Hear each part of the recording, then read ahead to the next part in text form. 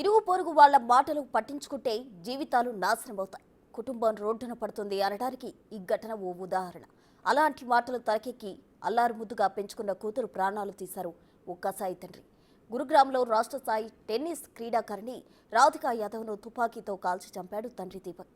ఈ కేసు విచారణలో సంచలన విషయాలు వెలుగులోకి వస్తున్నాయి.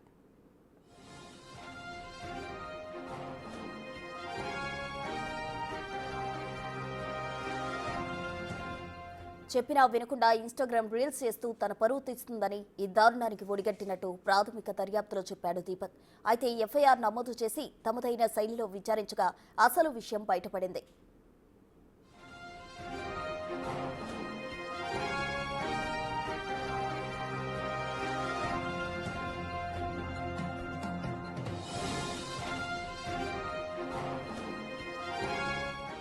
టెన్నిస్ పై ఇష్టమున్న రాధికకు చిన్నప్పటి నుంచే కోచింగ్ ఇప్పించాడు తండ్రి దీపక్. అసాధారణ ఆట తీరుతో రాష్ట్ర జాతీయ స్థాయిలో సత్తా చాటింది. అంతర్జాతీయంగా రాణించాలనే లక్ష్యంతో దూసుకుపోయింది.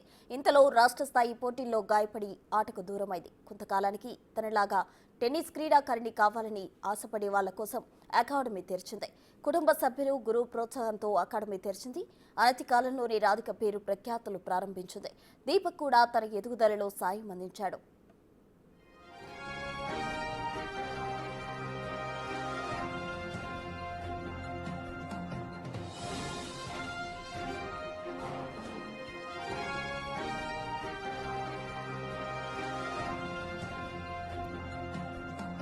రాధిక ఎదుగుదల చూసి ఈర్ష్య పుట్టిన వారంతా దీపక్ను సూటిపోటి మాటలనడం ప్రారంభించారు. కూతురు సంపాదించిన డబ్బుతో బతుకుతావా అని అన్న మాటలు బాధించాయని, వ్యక్తిగతంగా కుంగతీశాయని విచారణలో దీపక్ తెలిపారు.